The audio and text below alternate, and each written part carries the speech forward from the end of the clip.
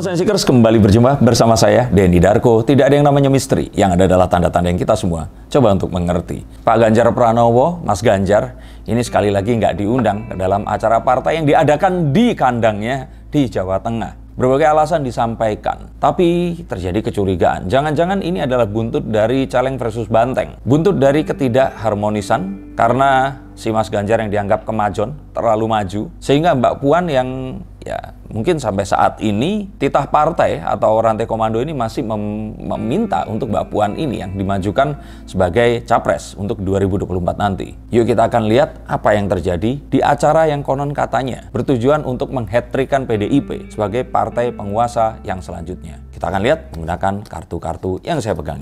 Mas Bambang Pacul ini mengatakan bahwa ini semua sebenarnya adalah sesuatu yang tidak perlu diributkan karena memang yang diundang ini adalah para pemimpin daerah yang setingkat wali kota dan bupati. Karena kantong-kantong pemilihan kan mulainya dari yang terkecil dulu, itu dalihnya. Cuman ya memang agak nggak masuk akal karena ini diadakannya itu di Jawa Tengah. Dan seharusnya mereka memiliki semua kuasa untuk bisa memanggil Pak Ganjar untuk datang.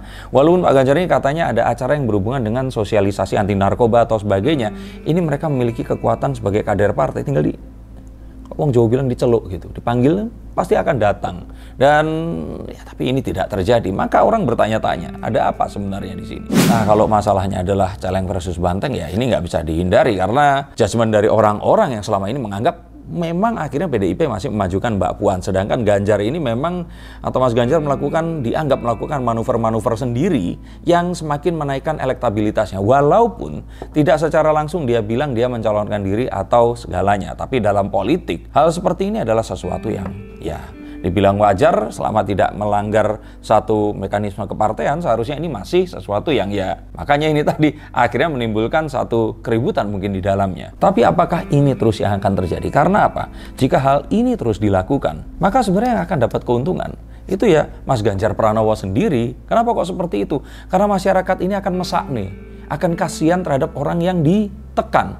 Dulu kan orang akhirnya mendukung PDIP karena kasihan dengan Bu Mega, dan akhirnya diberikan kesempatan. Dan setelah memajukan Pak Jokowi pun itu dilihat figurnya kan figur kasihan gitu, orang yang memang wajahnya itu ya ala orang-orang Indonesia, nelongso seperti itu, yang menunjukkan kalau oh orang ini sama seperti kita, maka dia akan bisa mewakili kita. Nah, hal-hal yang bersifat kasihan ini memang masih sangat kuat. Jika seseorang semakin dibully di Indonesia, maka orang ini akan mendapatkan dukungan yang semakin luar biasa. Tidak bisa dipungkiri, kemarin baru saja terjadi, walaupun ini adalah sebuah musibah, dan saya juga sangat ikut kehilangan dengan meninggalnya Mas Eril di sini. Tapi saat orang-orang melihat kasihan dan betapa tegarnya Pak Ridwan Kamil, elektabilitasnya langsung meningkat dengan pesat. Maka kalau menurut saya saat Mas Ganjar di sini ini ditekan, dikucilkan, maka malah hanya akan menaikkan elektabilitasnya. Jadi kayaknya salah ini. Harusnya dia diundang aja. Dan kalau ini dilakukan semakin kuat, maka orang-orang ini akan berpikir, jangan-jangan nanti dia akan malah dicalonkan di tempat lain. Dia akan pindah.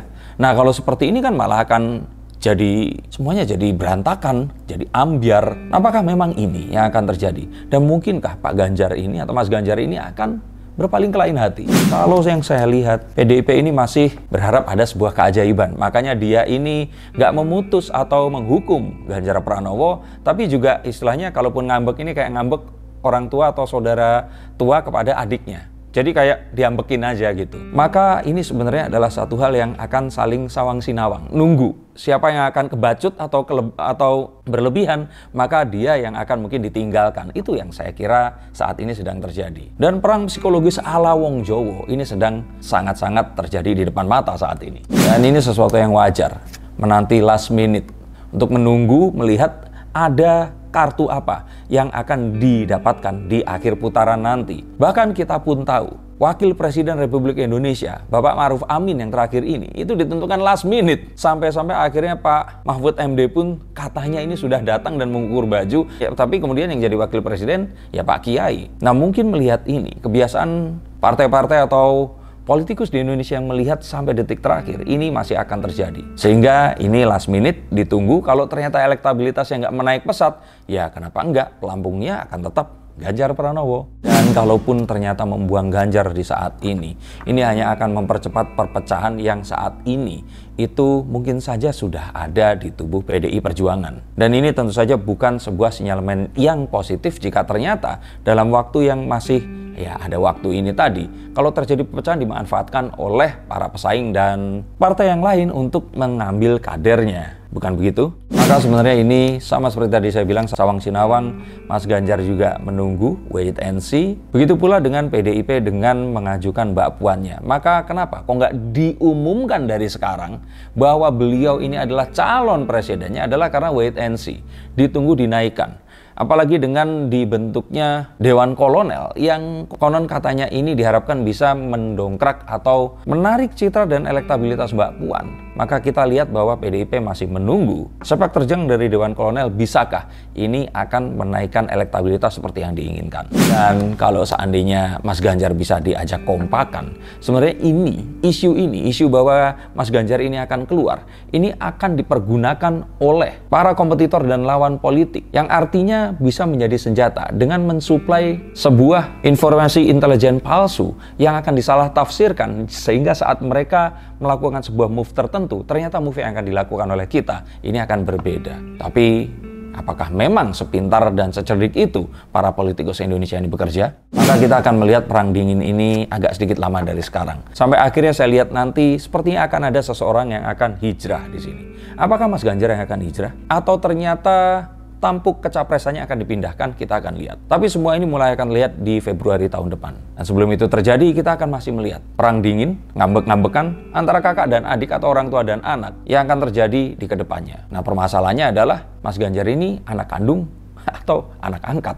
Itu yang harus mungkin akan kita lihat sebentar lagi. Terima kasih atas semua atensinya. Mengapa ini penting? Karena 3 tahun ke depan kita akan menghadapi tahun-tahun politik yang sudah dimulai lebih awal daripada sebelumnya. Memang ini sesuatu yang sangat disayangkan. Indonesia lebih sibuk terhadap suksesi dibandingkan dengan membangun negeri. Tapi dengan ini semua, paling tidak kalau kedepannya akan sudah jelas, maka kita akan lebih tahu apa yang akan kita lakukan di kemudian hari nanti. Terima kasih, sampai jumpa dan salam.